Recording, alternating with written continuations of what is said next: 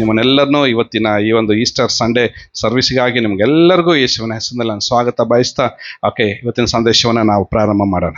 ಆಮೇಲೆ ಹೋದ ಶುಕ್ರವಾರ ದಿನ ನಾವು ಧ್ಯಾನ ಮಾಡಿದ್ವಿ. ಯೇಸು ಸ್ವಾಮಿಯ ಜೀವನ ಹೇಗಿತ್ತು, ಆತನ ಲಾಸ್ಟ್ ವೀಕ್ ಜರ್ನಿ ಹೇಗಿತ್ತು, ಪಾಮ್ ಸಂಡೆಯಿಂದ ಹೇಗೆ ಆತನು ಎಲ್ಲವನ್ನ ಯೆರೂಸಲೇಮಿಗೆ ಬಂದಿದ್ದು, ಮೇಲಂತಸ್ತಿನ ಮನೆಯಲ್ಲಿ ಶಿಷ್ಯರ ಕಾಲನ್ನು ತೊಳೆದು ಅವ್ರಿಗೆ ಕರ್ತನ ಭೋಜನವನ್ನು ಅನುಗ್ರಹಿಸಿಕೊಟ್ಟು ಅಲ್ಲಿಂದ ಗೆತ್ಸೆಮನೆ ತೋಟಕ್ಕೆ ಹೋಗಿ ಆ ತೋಟದಲ್ಲಿ ಯೇಸುಸ್ವಾಮಿ ಪ್ರಾರ್ಥನೆ ಮಾಡಿ ಅಲ್ಲಿ ಇಸ್ಕರಿಯೋತ ಯೂದನು ಹಿಡ್ಕೊಟ್ಟು ಅಲ್ಲಿಂದ ಮಹಾಯಾಜಕರ ಮನೆಗೆ ನ್ಯಾಯ ವಿಚಾರಣೆಗೋಸ್ಕರ ಯೇಸುಸ್ವಾಮಿ ಬಂದು ನಿಂತ್ಕೊಂಡು 6 ಸಾರಿ ನ್ಯಾಯ ವಿಚಾರಣೆ ಯೇಸುಸ್ವಾಮಿಗೆ ಆಗ್ತಿದೆ. ಫಸ್ಟು 3 ಧಾರ್ಮಿಕವಾಗಿ ಆರ್ ಯು ಪ್ರಾಫಿಟ್, ನೀನು ಪ್ರವಾದಿನೋ ಎಂಬುದಾಗಿ 3 ಸಾರಿ ನ್ಯಾಯ ವಿಚಾರಣೆ ಆಗ್ತಿದೆ. ಇನ್ನು 3 ಸಾರಿ ರಾಜಕೀಯ ವ್ಯಕ್ತಿಗಳ ಮುಂದೆ ಹೇಳ್ತಿದೆ, ಆರ್ ಯು ಕಿಂಗ್, ನೀನು ರಾಜನೋ. ಮೊದಲ 3 ನೀನು ಪ್ರವಾದಿನೋ ಎಂಬುದಾಗಿ ದೈವಿಕ ಜನರ ಮುಂದೆ ಆ ಧಾರ್ಮಿಕ ಜನರ ಮುಂದೆ ಯೇಸುಸ್ವಾಮಿ ನಿಂತ್ಕೊಂಡ್ರು. ಇನ್ನು 3 ಸಾರಿ ರಾಜಕೀಯ ವ್ಯಕ್ತಿಗಳ ಮುಂದೆ ಯೇಸುಸ್ವಾಮಿ ನ್ಯಾಯ ವಿಚಾರಣೆಗಾಗಿ ನಿಂತ್ಕೊಂಡು ಒಂದೇ 12 ತಾಸು ಒಳಗಡೆ ವಿತಿನ್ 12 ಅವರ್ಸ್ನಲ್ಲಿ 6 ಸಾರಿ ನ್ಯಾಯ ವಿಚಾರಣೆಯನ್ನು ಎದುರಿಸಿ ಕೊನೆಗೆ ಆತನ ಜೀವಿತದಲ್ಲಿ ದೇವರು ಆ ಐಸಾಯ ಚಾಪ್ಟರ್ 53ನಲ್ಲಿ ಏನು ಪ್ರವಾದನಾತ್ಮಕವಾಗಿ ಬರೆದಿತ್ತು ಅದೆಲ್ಲವೂ ಕೂಡ ಅಕ್ಷರ ಸಹ ಅದು ಯೇಸುಸ್ವಾಮಿ ಜೀವಿತದಲ್ಲಿ ಅದನ್ನು ನೆರವೇರ್ತದೆ. ಅದು ದೇವರು ಅದನ್ನು ಮಾಡಿ ಮುಗಿಸಿದ. Praise the lord. ದೇವರು ಅದನ್ನು ಮಾಡಿ ಮುಗಿಸಿ ಸಂಪೂರ್ಣವಾಗಿ ಆತನ ಬಿಡುಗಡೆಯನ್ನು ಕೊಟ್ಟಿದ್ದಾನೆ. ಆತನ ಶಿಲುಬೆ ಮೇಲೆ ಆತನ ಪ್ರಾಣವನ್ನು ಕೊಟ್ಟು ಆತನ ದೇಹವನ್ನು ಇಳಿಸಿ ತಗೊಂಡೋಗಿ ಸಮಾಧಿ ಮಾಡಿದರು. ಶುಕ್ರವಾರ ಆಲ್ಮೋಸ್ಟ್ ಸಂಜೆ ಒಂದು 4:45 5 ಗಂಟೆ ಸುಮಾರಿಗೆ ಯೇಸುಸ್ವಾಮಿಗೆ ಶಿಲುಬೆಯಿಂದ ಇಳಿಸಿ ಬಟ್ಟೆಯನ್ನು ಸುತ್ತಿ ಸುಗಂಧ ದ್ರವ್ಯವನ್ನು ಲೇಪಿಸಿ ತಗೊಂಡೋಗಿ ಆ ಸಮಾಧಿಯಲ್ಲಿ ಇಡ್ತಾರೆ. ಶುಕ್ರವಾರ ಒಂದು ದಿನ, ಆ ದಿನವನ್ನು ಕೌಂಟ್ ಮಾಡ್ತೀವಿ ನಾವು. ಶುಕ್ರವಾರ ಒಂದು ದಿನ, ಶನಿವಾರ 2ನೇ ದಿನ, ಭಾನುವಾರ ಇವತ್ತು, ಈ ದಿನ ಕೂಡ ಕೌಂಟ್ ಆಗ್ತಿದೆ. ಈ ದಿನದಲ್ಲಿ ಯೇಸುಸ್ವಾಮಿ ಆತನು ಪುನರುತ್ಥಾನಗೊಳಿಸಿ ಹಲ್ಲೆಲೂಯಾ ನಮ್ಮೆಲ್ಲರ ಮರಣವನ್ನು ಗೆದ್ದು, ಪಾತಾಳವನ್ನು ಗೆದ್ದು, ನರಕವನ್ನು ಗೆದ್ದು, ಮರಣವನ್ನು ಕ್ಯಾನ್ಸಲ್ ಮಾಡಿ ನಮಗೆಲ್ಲರಿಗೂ ಜೀವವನ್ನು ತಂದು ಕೊಟ್ಟ ದಿನ ಈ ದಿನವಾಗಿದೆ. ಹಲ್ಲೆಲೂಯಾ. ಇದೇ ಒರಿಜಿನಲ್ ಸಮಾಧಿ. ಇದು ಯೇಸುಸ್ವಾಮಿಗೆ ಸಮಾಧಿ ಮಾಡಿದಂಥ ಸ್ಥಳ. ಅದ್ರ ಒಳಗಡೆ ಅದ್ರ ಒಳಗಡೆ ಚೇಂಬರ್ ಇದೆ. ಫಸ್ಟ್ ಚೇಂಬರ್ ಅದೊಂದು ಪಾಯಿಂಟ್ ಮಾಡ್ತಾ ಇದಾರಲ್ಲ, ಸೊ ಅಲ್ಲಿ ಯೇಸುಸ್ವಾಮಿ ಕಲ್ಲು ಸ್ವಲ್ಪ ಮಾತ್ರ ಇದೆ. ಅದ್ರ ಒಳಗಡೆ ಇನ್ನೊಂದು ಚೇಂಬರ್ ಇದೆ. ಅದರೊಳಗಡೆ ಯೇಸುಸ್ವಾಮಿ ದೇಹವನ್ನು ಮಲಗಿಸಿದ್ರು. ಆದರೆ ಈ ದಿನದಲ್ಲಿ ಯೇಸುಸ್ವಾಮಿ ಪುನರುತ್ಥಾನವಾಗಿ ಲೋಕದ ಎಲ್ಲ ಜನರಿಗೆ ಆತನ ತನ್ನ ರಕ್ಷಣೆಯನ್ನು ಅನುಗ್ರಹಿಸಿಕೊಟ್ಟಿದ್ದಾನೆ. ಇವತ್ತಿನ ನಾವು ಇದನ್ನು ಪ್ರಾರಂಭ ಮಾಡೋದಾಕಿದ್ರೆ ಯೇಸುಸ್ವಾಮಿ ಮುಂಚಿತವಾಗಿ ಆತರು ಹೇಳಿದ್ರು. ಏನಂತ ಹೇಳಿದ್ರು? ನಾನೇ ಪುನರುತ್ಥಾನವು. ಯೇಸುಸ್ವಾಮಿ ಮಾರ್ತಾ ಮರಿಯಳನ್ನು ನೋಡಿ ಹೇಳ್ತಾ ಇದ್ದಾರೆ, ನಾನೇ ಪುನರುತ್ಥಾನವು ಜೀವವೂ ಆಗಿದ್ದೇನೆ, ನನ್ನ ನಂಬುವವನು ಸತ್ತರೂ ಬದುಕುವನು. ಹಲ್ಲೆಲೂಯಾ. ಆಲ್ರೆಡಿ ಯೇಸುಸ್ವಾಮಿ ಡಿಕ್ಲರೇಷನ್ ಮಾಡಿಬಿಟ್ಟಿದ್ದಾರೆ. ಏನಂದ್ರೆ ನಾನು ಪುನರುತ್ಥಾನ ಎಂಬುದಾಗಿ ಮುಂಚಿತವಾಗಿಯೇ ಹೇಳ್ಬಿಟ್ಟಿದ್ದಾರೆ. ಸತ್ತವರನ್ನ ಬದುಕಿಸೋದಕ್ಕೋಸ್ಕರ ಎಲ್ಲಿ ನಿಂತ್ಕೊಂಡು ಹೇಳ್ತಾ ಇದ್ದಾರೆ? ಬೆಥಾನ್ಯದಲ್ಲಿ ಲಾಜರನ ಸಮಾಧಿಗೆ ಹೋಗುವ ದಾರಿನಲ್ಲಿ ಕಣ್ಣೀರು ಸುರಿಸ್ತಾ ಇದ್ದಂತ ಅವಳಿಗೆ ನೋಡಿ ಹೇಳ್ತಾ ಇದ್ದಾರೆ, ಅಮ್ಮ ಕಣ್ಣೀರು ಇಡಬೇಡ, ನಾನು ಯಾರಾಗಿದ್ದೇನೆ ಗೊತ್ತಾ? ನೋಡ್ರಿ, ಸೀಕ್ರೆಟ್ ಆಗಿರೋಂಥ ಒಂದು ವಿಷಯನ ಯೇಸುಸ್ವಾಮಿ ಅವಳ ಜೊತೆಗೆ ಹೇಳ್ತಾ ಇದ್ದಾರೆ. ನಾನು ಯಾರು ಗೊತ್ತಾ? ಎಲ್ಲ ಜನರು ಮಸಿಯ ಅಂತ ಇದ್ದಾರೆ, ಕೆಲವರು ಬಡಗಿಯ ಮಗ ಅಂತ ಹೇಳ್ತಾ ಇದ್ದಾರೆ, ಯೋಸೆಫನ ಮಗ ಅಂತ ಹೇಳ್ತಾ ಇದ್ದಾರೆ, ನಜರೇತ್ನಲ್ಲಿ ಇದ್ದವನು ಅಂತ ಹೇಳ್ತಾ ಇದ್ದಾರೆ, ಕಳ್ಳರ ಸ್ನೇಹಿತ ಅಂತ ಹೇಳ್ತಾ ಇದ್ದಾರೆ, ಆಮೇಲೆ ಪಾಪಿಗಳ ಫ್ರೆಂಡ್ ಅಂತ ಹೇಳ್ತಾ ಇದ್ದಾರೆ, ವ್ಯಭಿಚಾರಿಗಳ ಫ್ರೆಂಡ್ ಅಂತ ಹೇಳ್ತಾ ಇದ್ದಾರೆ, ಮಾಟ ಮಂತ್ರ ಮಾಡುವವನು ಎಂಬುದಾಗಿ ಹೇಳ್ತಾ ಇದ್ದಾರೆ, ಬೆಲ್ಜುಬೂಲ್ ದೆವ್ವದ ಸಹಾಯದಿಂದ ಮಹತ್ಕಾರ್ಯಗಳನ್ನು ಇವತ್ತು ಮಾಡ್ತಾ ಇದ್ದಾನೆ ಎಂಬುದಾಗಿ ಪ್ರಪಂಚದ ಜನರು ಏನೇನೋ ಹೇಳ್ತಾ ಇದ್ದಾರೆ. ಇನ್ನೂ ಕೆಲವರು ಪ್ರವಾದಿ ಅಂತ ಹೇಳ್ತಾರೆ, ಇನ್ನೂ ಕೆಲವರು ಯೆಶಾಯನು, ಯೆರೆಮೀಯನು ಯಾರೋ ಒಬ್ಬನಿರ್ಬೋದು, ಇನ್ನೂ ಕೆಲವರು ಹೇಳ್ತಾರೆ ಈ ಸ್ನಾನಿಕನಾದ ಯೋಹಾನನು ಸತ್ತೋಗಿದ್ದಾನಲ್ಲ ಆತನು ಇರ್ಬೋದು, ಆತನ ಆತ್ಮ ಇವನ ಮೇಲೆ ಬಂದಿದೆ ಎಂಬುದಾಗಿ ಹೇಳ್ತಾ ಇದ್ದಾರೆ. ಅದು ಯೇಸುಸ್ವಾಮಿ ತನ್ನ ಒಳಗುಟ್ಟನ ಒಂದು ಮಾತು ಹೇಳ್ತಾ ಇದ್ದಾರೆ, ತನ್ನ ಹೃದಯದಂತರಾಳದಿಂದ ಒಂದು ಮಾತನ್ನು ಹೇಳ್ತಾ ಇದ್ದಾರೆ, ನಾನೇ ಪುನರುತ್ಥಾನವಾಗಿದ್ದೇನೆ ಎಂಬುದಾಗಿ. ಇನ್ನು ಪುನರುತ್ಥಾನ ಆಗಲಿಲ್ಲ, ಜೀವ ಇರಬೇಕಾದ್ರೆ ಯೇಸುಸ್ವಾಮಿ ಡಿಕ್ಲರೇಷನ್ ಕೊಟ್ಟಿದ್ದಾರೆ. ಏನಂದ್ರೆ, ಆನ್ ರಿಸರ್ವಕ್ಷನ್, ನಾನು ಪುನರುತ್ಥಾನವಾಗಿದ್ದೇನೆ. ಆಮೇಲೆ ನಾನೇ ಜೀವವೂ ಕೂಡ ಆಗಿದ್ದೇನೆ. ಪುನರುತ್ಥಾನವಾದಂಥ ಜೀವ. ನೋಡ್ರಿ, 2 ಥರವಾದಂಥ ಜೀವ ಇದೆ. ಹೀಗೆ ಯೇಸುಸ್ವಾಮಿಯಲ್ಲಿ ಸಾಯೋದಕ್ಕಿಂತ ಮುಂಚೆ ಇದ್ದಂಥ ಒಂದು ಜೀವ, ಸತ್ತು ಪುನರುತ್ಥಾನವಾದಂಥ ಇನ್ನೊಂದು ಜೀವ. ಇಲ್ಲಿ ಮಾತನಾಡ್ತಿರೋದು ಯಾವ ಜೀವ? ನಾನೇ ಪುನರುತ್ಥಾನವೂ ಮತ್ತು ಜೀವವೂ ಆಗಿದ್ದೇನೆ. ಈಗ ನನ್ನನ್ನು ಯಾರು ನಂಬ್ತಾರೋ ಆ ಪುನರುತ್ಥಾನದಲ್ಲಿ ಅವರೂ ಸೇರ್ತಾರೆ, ಅವರೂ ಆ ಜೀವದಲ್ಲಿ ಸೇರ್ತಾರೆ. ಆ ಜೀವ ಯಾವುದಂದ್ರೆ ನಿತ್ಯ ನಿತ್ಯ ನಿತ್ಯ ನಿತ್ಯವಾಗಿ ಜೀವಿಸುವಂಥ ಜೀವವಾಗಿದೆ. Amen, hallelujah. ಸೊ ಹಿಸ್ಟರಿಯಲ್ಲಿ ನಾವು ಅದನ್ನು ನೋಡಿದ್ರೆ ಸೊ ಈ ಯೇಸು ಸ್ವಾಮಿನ ಸತ್ತೋಗಿದ ತಕ್ಷಣ ತೆಗೆದುಕೊಂಡು ಹೋಗಿ ಎಲ್ಲಿಟ್ರು? ಸಮಾಧಿಯಲ್ಲಿ ಇಟ್ಟು ಲಾಕ್ ಮಾಡಿ, ಓಕೆ, ಆ ಜನರು ಹೇಳ್ತಾ ಇದ್ರು, ರೋಮನ್ ಸಿಪಾಯಿಗಳನ್ನ ನಿಲ್ಲಿಸಿ ಅವ್ರು ಹೇಳ್ತಾರೆ, ಇಲ್ಲೇ ಕಾಯ್ತಾ ಇರ್ರಿ, ಇಲ್ಲೇ ನೀವು ಕಾಯ್ತಾ ಇರ್ರಿ. ನೋಡ್ರಿ, ಅವರು ಶಿಫ್ಟಿಗೆ ಚೇಂಜ್ ಆಗ್ತಾ ಇದ್ರು. ಟೋಟಲ್ 16 ಸಿಪಾಯಿಗಳು ಆ ಯೇಸು ಸ್ವಾಮಿಯ ಸಮಾಧಿಯನ್ನು ಕಾದಿದ್ದಾರೆ. 16 ಸಿಪಾಯಿಗಳು, ಅಂದ್ರೆ ಶಿಫ್ಟ್ ವೈಸ್ ಚೇಂಜ್ ಆಗಿ ಈ ಸಿಪಾಯಿಗಳೆಲ್ಲರೂ ಕಾಯ್ತಾ ಇದ್ದಾರೆ. ಏನಾಗ್ಬಿಡ್ತಿದ್ದೋ ಎಂಬುದಾಗಿ. ನೋಡ್ರಿ, ಯಾವುದೇ ಸಿಪಾಯಿ ಆಗಲಿ, ಹಲ್ಲೆಲೂಯಾ, ಯಾವುದೇ ವ್ಯಕ್ತಿ ಆಗಲಿ, ಹಲ್ಲೆಲೂಯಾ, ಯಾವುದೇ ಸರ್ಕಾರವಾಗಲಿ, ಹಲ್ಲೆಲೂಯಾ, ಯಾವುದೇ ಅಧಿಕಾರವಾಗಲಿ, ಹಲ್ಲೆಲೂಯಾ, ಯಾವುದೂ ಕೂಡ ಯೇಸು ಸ್ವಾಮಿಯ ಪುನರುತ್ಥಾನವನ್ನು ನಿಲ್ಲಿಸಲಿಕ್ಕೆ ಸಾಧ್ಯನೇ ಇಲ್ಲ ರೀ. Praise the lord. ಆ ಸಮಯದಲ್ಲಿ ಏನಾಯ್ತು ಗೊತ್ತಾ? ದೊಡ್ಡ ಒಂದು ಭೂಕಂಪ ಆಯ್ತು ರೀ. ಓಕೆ, ಒಂದು ದೊಡ್ಡ ಭೂಕಂಪ ಆಗಿದ್ದ ತಕ್ಷಣ ಓಕೆ, ಸಮಾಧಿ ತಂತಾನೆ ಅದು ಓಪನ್ ಆಯಿತು, ಚೈನ್ಗಳೆಲ್ಲ ಕಳಚಿ ಬಿದ್ದು, ಓಕೆ, ಎಲ್ಲ ಮಹಾ ಭೂಕಂಪವಾಗಿ ಕರ್ತನ ದೂತನು ಆಕಾಶದಿಂದ ಇಳಿದು ಬಂದು ಆ ಕಲ್ಲನ್ನು ಬಾಗಿಲಿನಿಂದ ಉರುಳಿಸಿ ಅದರ ಮೇಲೆ ಕೂತ್ಕೊಂಡು ಅವನ ಮುಖಬಾಹು ಮಿಂಚಿನಂತಿತ್ತು, ಅವನ ಉಡುಪು ಹಿಮದಂತೆ ಬೆಳ್ಳಗಿತ್ತು ಎಂಬುದಾಗಿ ದೇವರ ವಾಕ್ಯ ಹೇಳ್ತಿದೆ. ಒಬ್ಬ ಏಂಜಲ್ ಸಾಕ್ರಿ, ಒಬ್ಬ ದೇವದೂತ ಸಾಕು. ಈ ಒಬ್ಬ ದೇವದೂತ ಏನು ಮಾಡಿದ್ದಾನೆ? ಓಕೆ, ಆ ಸಮಾಧಿ ಕಲ್ಲನ್ನು ಉರುಳಿಸಿ ಅದ್ರ ಮೇಲೆ ಹತ್ತು ಕುತ್ಕೊಂಡು, ಬರ್ರ ನೋಡೋಣ ಯಾರು ಬರ್ತೀರಿ ನಿಲ್ಲಿಸ್ಲಿಕ್ಕೆ. ಆಕ್ಚುಲಿ ಒಬ್ಬ ದೇವದೂತನ ಶಕ್ತಿ ಎಷ್ಟು ಗೊತ್ತಾ? 1,85,000. ಓಕೆ, 1,85,000 ಈ ಸಿರಿಯಾ ದೇಶದ ಸೈನಿಕರನ್ನ ಒನ್ ನೈಟ್ನಲ್ಲೇ ಒಂದು ಕತ್ತಿಯಿಂದ ಸಂಹಾರ ಮಾಡಿದ್ದಾನೆ. That is the power of one angel. ಇಂಥ ಬಲಿಷ್ಠವಾದ ಒಬ್ಬ ದೇವದೂತ ಬಂದು ಆ ಸಮಾಧಿ ಬಾಗಿಲನ್ನು ಉರುಳಿಸಿ ಅಲ್ಲಿ ಆತನ ಅದರ ಮೇಲೆ ಹತ್ತಿ ಕೂತ್ಕೊಂಡಿದ್ದಾನೆ. ಓಕೆ, ಇಮಿಡಿಯೇಟ್ ಆಗಿ ಏನಾಯ್ತು? ಕಾವಲುಗಾರರು ಅವನಿಗೆ ಹೆದರಿ ನಡಗಿ ಏನಾದ್ರಂತೆ? ಸತ್ತವರ ಹಾಗಾದರು ಎಂಬುದಾಗಿ ಹೇಳ್ತಿದೆ. ಕಾವಲುಗಾರರು ಹೆದರಿದ್ರಂತೆ. ಹೆದರ್ಲೇಬೇಕು, of course. Praise the Lord. ಹೆದರ್ಲೇಬೇಕು. ಹೇಳ್ರಿ ಸರ್, ಹೆದರ್ಲೇಬೇಕು. ರೈಟ್, ಹೆದರ್ಲೇಬೇಕು. ನಾನು ಇದ್ದಿದ್ರಲ್ಲಿ ಹೆದರ್ತಾ ಇದ್ದೆ, ನೀವು ಇದ್ರೆ ಹೆದರ್ತಾ ಇದ್ವಿ ನಾವು. ತಕ್ಷಣ ಸಮಾಧಿ ಬಾಗಿಲು ತೆರೆಯೋದಂದ್ರೆ ಏನು? ಭೂಕಂಪ ಆಗೋದಂದ್ರೆ ಏನು? ಭೂಕಂಪ ಆಯ್ತು, ಸಮಾಧಿ ಬಾಗಿಲು ತೆರೀತು. ಒಬ್ಬ ಏಂಜಲ್ ಬಂದ್ರು. ಆ ಏಂಜಲ್ ಇವ್ರ ಲೈಫ್ನಲ್ಲೇ ನೋಡಿಲ್ಲ. ಇವರು ಈ ರೋಮನ್ ಸೈನಿಕರು ನೋಡೇ ಇಲ್ಲ. ಅವರು ಅವತ್ತು ಆತನ ನೋಡಿ ಹೆದರಿ ಸತ್ತವರಾಗಿ ಅವರು ಕೆಳಗೆ ಬಿದ್ರಿ. ಆ ಭೂಕಂಪಕ್ಕೆ ಏನಾಯ್ತು ಗೊತ್ತಾ? ಭೂಮಿಯು ಅದರಿತು, ಬಂಡೆಗಳು ಸೀಳಿ ಹೋದವು, ಸಮಾಧಿಗಳು ತೆರೆದವು, ನಿದ್ದೆ ಹೋಗಿದ್ದ ಅನೇಕ ಭಕ್ತರ ದೇಹಗಳು ಎದ್ದವು. ಮತ್ತು ಆತನು ಎದ್ದ ಮೇಲೆ ಸಮಾಧಿಯೊಳಗಿಂದ ಹೊರಗೆ ಬಂದು ಪರಿಶುದ್ಧ ಪಟ್ಟಣದೊಳಗೆ ಹೋಗಿ ಅನೇಕರಿಗೆ ಕಾಣಿಸಿಕೊಂಡನಂತೆ. ಹಲ್ಲೆಲೂಯಾ. ಪುನರುತ್ಥಾನದಲ್ಲಿ, ಯೇಸು ಸ್ವಾಮಿ ಪುನರುತ್ಥಾನದಲ್ಲಿ ಏನಾಯ್ತಂತೆ? ಅವತ್ತು ಯೆರೂಸಲೇಮಿನಲ್ಲಿ ಅನೇಕ ಯಾರ ಸಮಾಧಿಗಳು ತೆರೆಯಲ್ಪಟ್ಟವು? ಭಕ್ತರ ಸಮಾಧಿಗಳು. ಯಾರೆಲ್ಲ ಹಳೆ ಒಡಂಬಡಿಕೆ ಭಕ್ತರಾಗಿದ್ರು ಅವರೆಲ್ಲ ಕೆಲವು ದೇಹಗಳು ಏನಾದ್ರು ಗೊತ್ತಾ? ಎಲ್ಲವನ್ನ ಎಬ್ಬಿಸಿದ್ರಂತೆ ದೇವರು. ಕಾರಣ ಯಾಕಂದ್ರೆ, ಹೌದು, ನಾವು ಸತ್ತು ಹೋಗಿದ್ವಿ. ಯೇಸು ಸ್ವಾಮಿ ಎಲ್ಲಿ ಬಂದ್ರು? ಅಧೋಲೋಕಕ್ಕೆ ಬಂದ್ರು. ನಾವಿದ್ದಂಥ ವಿಶ್ರಾಂತಿ ಸ್ಥಳಕ್ಕೆ ಬಂದ್ರು, ನಮ್ಮನ್ನು ಬಿಡುಗಡೆಗೊಳಿಸಿದ್ರು. ಅದಕ್ಕೆ ನಾವು ಸಾಕ್ಷಿಗಳಾಗಿದ್ದೇವೆ. ಫಾರ್ ಎಕ್ಸಾಂಪಲ್, ಉದಾಹರಣೆ ಹೇಳ್ತೀನಿ ನಾನು. ಓಕೆ, ಇವತ್ತು ನಮ್ಮ ತಂದೆ, ನಮ್ಮ ಜಯಂತಕ್ಕ, ನಮ್ಮ ಮಾವ ಎದ್ದು ಬಂದು ಓಕೆ ಸಾಕ್ಷಿ ಕೊಟ್ರೆ ಹೆಂಗಿರ್ತೈತಿ? ಈಗ ಸಡನ್ ಆಗಿ ಅವ್ರು ಚರ್ಚಿಗೆ ಬಂದು ನಿಂತ್ಕೊಂಡು, ಮೂವರು ಬಂದು ನಿಂತ್ಕೊಂಡ್ರೆ ಹೆಂಗಿರ್ತದೆ? ಹೆಂಗಿರ್ಬೋದು ಹೇಳ್ರಿ ನೋಡೋಣ.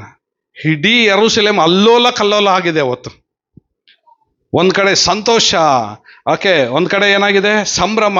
ಎಲ್ಲವನ್ನ ಅವ್ರು ಆಚರಿಸ್ತಾ ಇದ್ದಾರೆ. ಅದ್ರಲ್ಲಿ ಎಷ್ಟು ಜನ ಆ ಊರಿಗೆ ಸಂಬಂಧಪಟ್ಟವ್ರು ಇದ್ದಾರೆ? ಆ ಯೆರೂಸಲೇಮಿಗೆ ಸಂಬಂಧಪಟ್ಟವ್ರು ಎಷ್ಟೋ ಜನರು ಇದ್ದಾರೆ. ಇವತ್ತು ಅವ್ರು ಸತ್ತೋಗಿರೋರು ಅವ್ರ ಮನೆಗೆ ಹೋದ್ರೆ ಹೆಂಗಿರ್ತದ್ರಿ? ಅದಕ್ಕೆ ಕಾರಣ ಏನು ಗೊತ್ತಾ? ಏನಕ್ಕೆ ಅವರೆಲ್ಲ ಯಾಕೆ ಇದ್ರಂದ್ರೆ, ಯೇಸು ಎದ್ದಿದ್ದು ನಿಜ, ನಮ್ಮನ್ನು ಎಬ್ಬಿಸಿದ್ದು ನಿಜ ಅನ್ನೋದಕ್ಕೆ ಸಾಕ್ಷಿಗೋಸ್ಕರ. ಇದು ಕಥೆಯಲ್ಲ, ಸುಳ್ಳು ಕಥೆಗಳಲ್ಲ.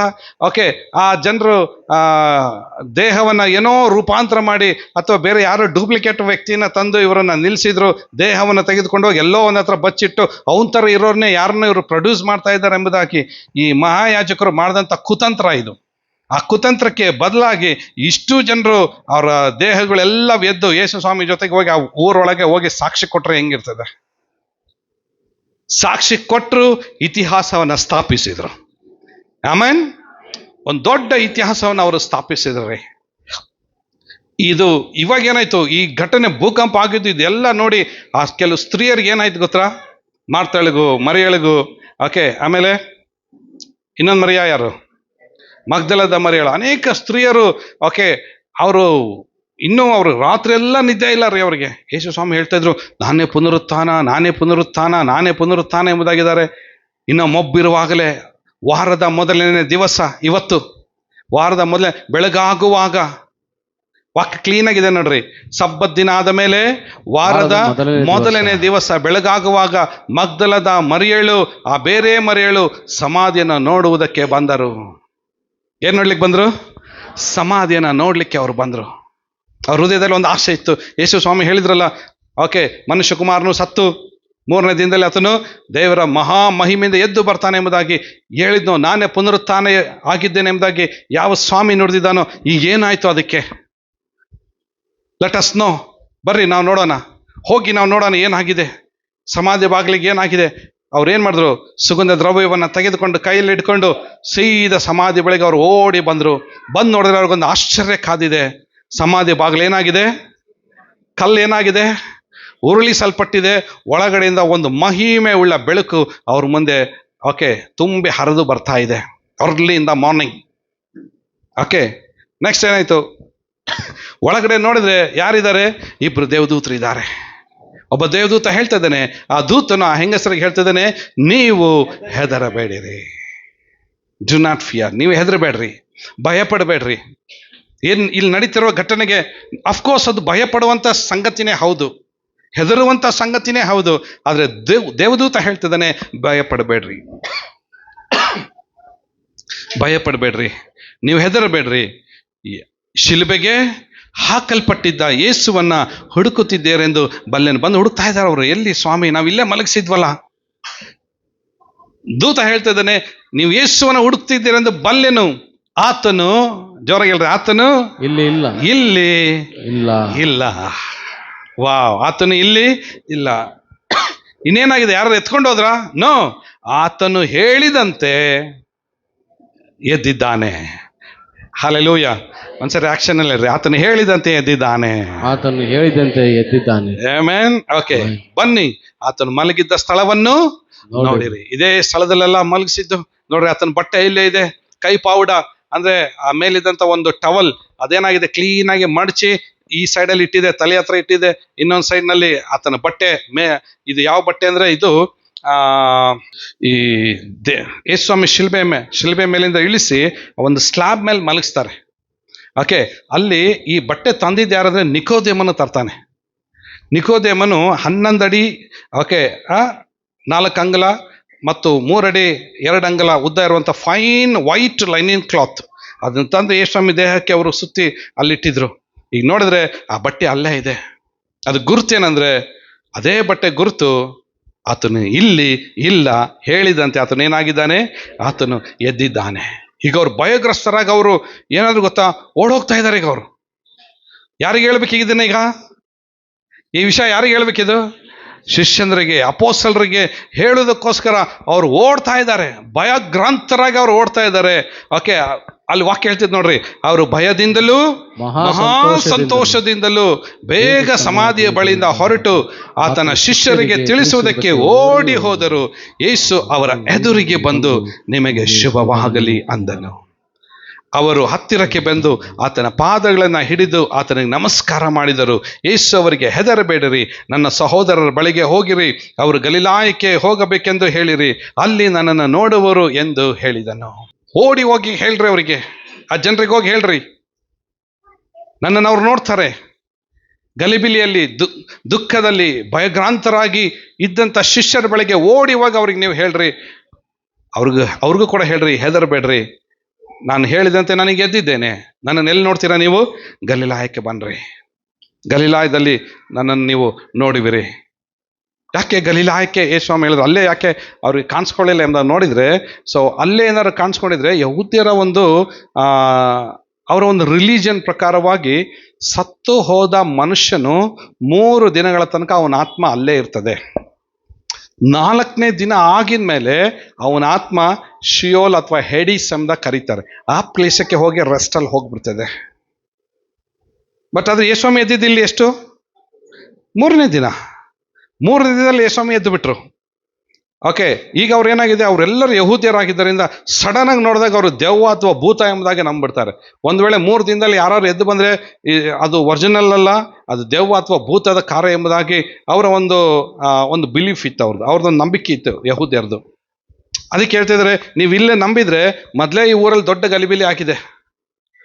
ಒಂದು ಕಡೆ ಮಹಾಯಾಜಕರು ಪ್ಲ್ಯಾನ್ ಮಾಡ್ತಾ ಇದ್ದಾರೆ, ಸಿಪಾಯಿಗಳು ದುಡ್ಡು ಕೊಟ್ಟು ಹೋಗಿ ಪಿಲಾತನಿಗೂ ಹೆರೋದನಿಗೂ ಊರಲ್ಲೆಲ್ಲ ಡಂಗುರ ಸಾರ್ರಿ, ಓಕೆ, ಶಿಷ್ಯಂದ್ರೆ ಬಂದು ಬಾಡಿ ನೆತ್ಕೊಂಡು ಓಡೋಗ್ಬಿಟ್ರು ಅವರು.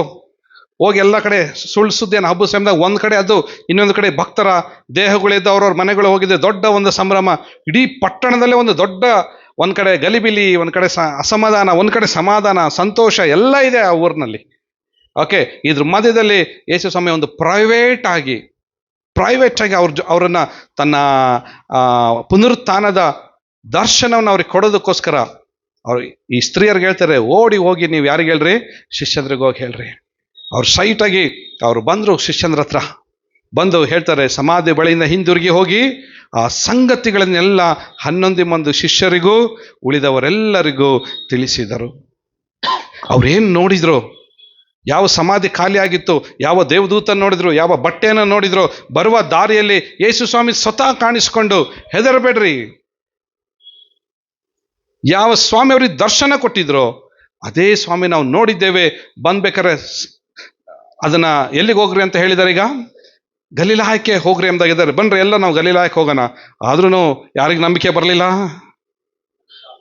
ಪೇತ್ರನಿಗೆ ನಂಬಿಕೆ ಬರಲಿಲ್ಲ ರೀ, ಈ ಸಾಹೇಬ್ರಿಗೂ ಓಕೆ ನಂಬಿಕೆ ಬರಲಿಲ್ಲ, ಯೋಹಾನ್ಗೂ ನಂಬಿಕೆ ಕೆಲವು ಶಿಷ್ಯಂದ್ರೆ ಕೆಲವ್ರು ನಂಬಿಕೆ ಬರಲಿಲ್ಲ, ನಂಬಲಿಲ್ಲ ಅವರು. ಸ್ವಲ್ಪ ಅವ್ರಿಗೆ ಇನ್ನು 3 ದಿನ ಆಯಿತು, ಒಂದು ವೇಳೆ ಭೂತ ಗೀತ ಆಗಿದ್ರ ಏನು ಸ್ವಾಮಿ, ನಮ್ಮ ಲೈಫ್ನಲ್ಲೇ ನೋಡಿಲ್ಲ ನಾವು, ಭೂತ ಗೀತ ಏನಾರು ಆಗ್ಬಿಟ್ರ ಅಥವಾ ಏನು ನಡೀತು? ಇತ್ಲ ನೋಡಿದ್ರೆ ಈ ಯಾಜಕರು ಒಂದು ಕಡೆ ಸುಳ್ಳು ಸುದ್ದಿಯನ್ನು ಹಬ್ಬಿಸ್ತಾ ಇದ್ದಾರೆ. ಯಾಜಕರು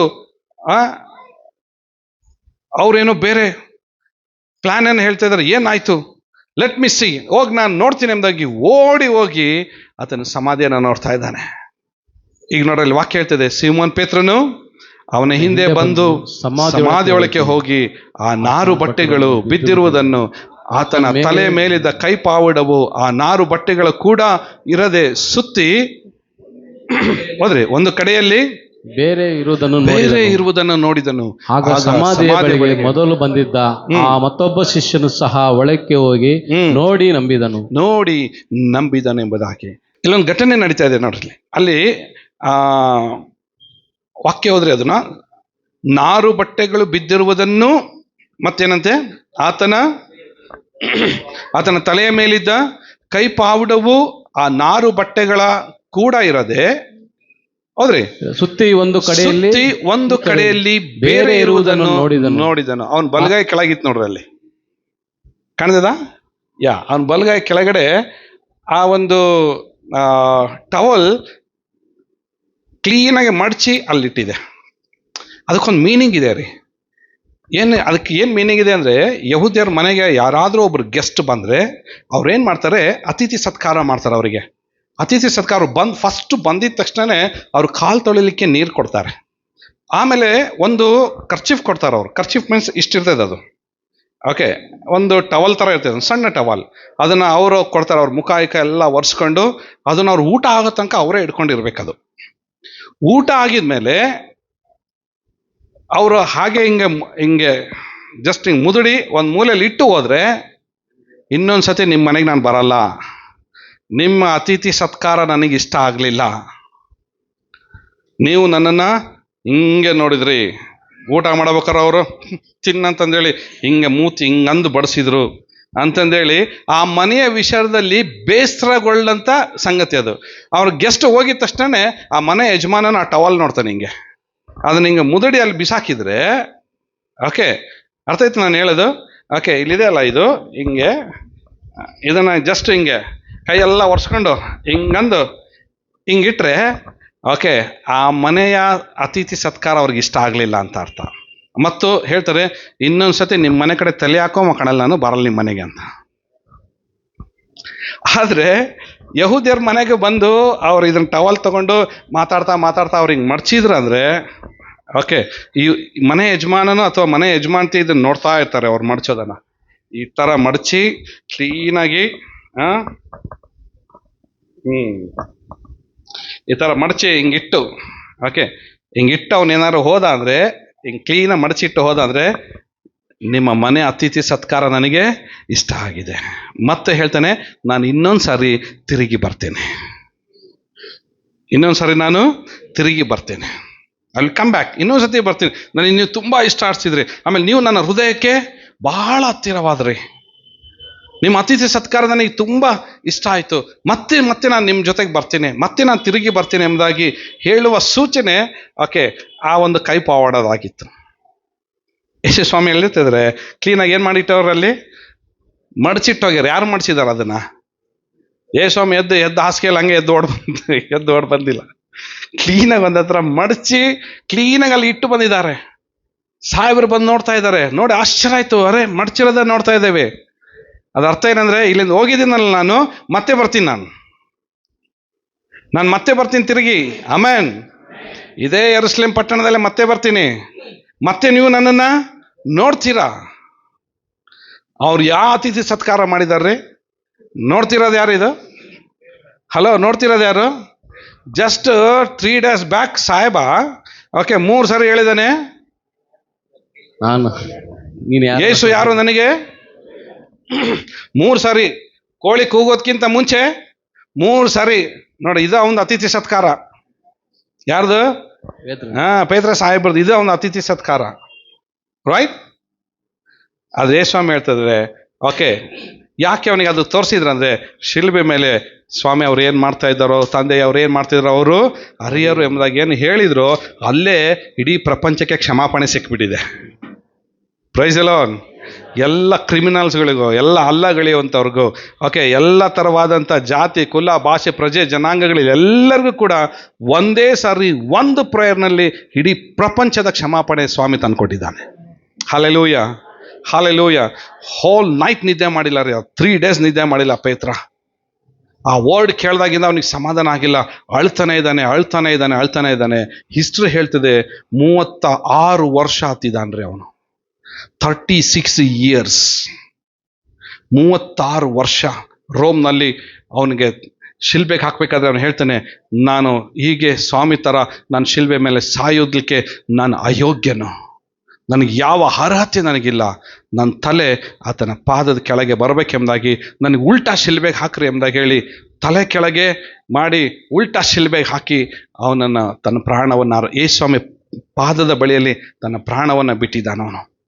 ಅವನಿಗೆ ಕೈ ಪಾವಡ ನೋಡಿದ ತಕ್ಷಣವೇ ಆವಾಗಿಂದ ಅವನಿಗೆ every day early in the morning when cock crows, ಯಾವಾಗ ಕೋಳಿ ಕೂಗ್ತಾ ಇತ್ತೋ, ಕೋ ಅಂತಂದೇಳಿ ಕೂಗಿದ ತಕ್ಷಣವೇ ಆ ಸೌಂಡು ಇವನಿಗೆ ಸಂತೋಷದ ಸೌಂಡ್ ಅಲ್ರಿ, ಇವನ ದುಃಖ, ಇವನ ಮನ ಮುರಿಯುವ ಸೌಂಡ್ ಅದು.